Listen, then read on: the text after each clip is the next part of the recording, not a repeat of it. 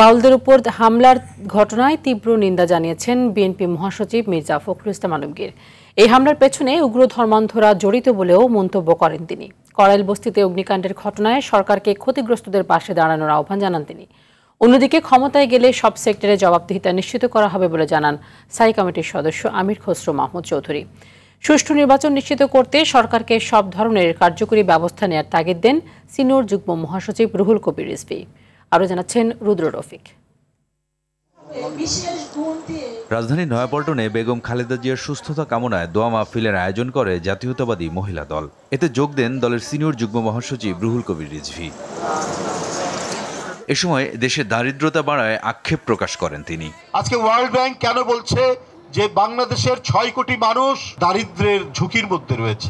আগামী নির্বাচন রমজানের আগে ফেব্রুয়ারি মাসে এটা যাতে অবাধ সুষ্ঠু নির্বাচন হয়, জনগণের সরকার প্রতিষ্ঠার অধিকার জনগণের, সেটা যাতে নিশ্চিত হয়।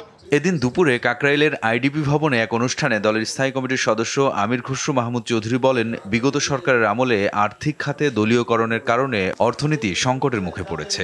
জবাবদিহিতা ফিরিয়ে আনতে হবে, যেমন সরকারের জবাবদিহিতা ফিরিয়ে আনতে হবে, আপনার কোম্পানিগুলোতেও জবাবদিহিতা আনতে হবে।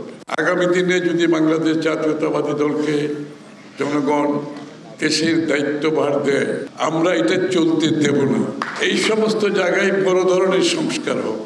অন্যদিকে ঠাকুরগাঁও জেলা বিএনপির কার্যালয় উদ্বোধন করেন দলটির মহাসচিব মির্জা ফখরুল ইসলাম আলমগীর। এ সময় তিনি বাউলদের উপর হামলার ঘটনার সুষ্ঠু তদন্তের দাবি জানান। এটা একটা ন্যাক্কারজনক ঘটনা, আমরা তীব্র নিন্দা জানাই। এটা একটা উগ্র ধর্মান্ধদের হামলা বলে আমি মনে করি। আমরা অবশ্যই এটার আপনার সুষ্ঠু তদন্ত দাবি করি এবং নিরসন দাবি করি। কড়াইল বস্তিতে আগুনের ঘটনাটিকে দরিদ্র মানুষের উপর চরম আঘাত হিসেবে উল্লেখ করেন তিনি।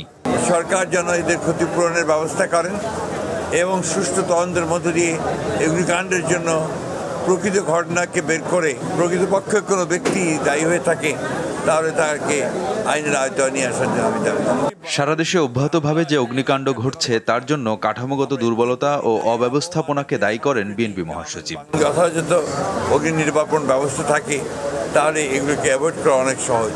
রুদ্র রফিক, RTV, ঢাকা।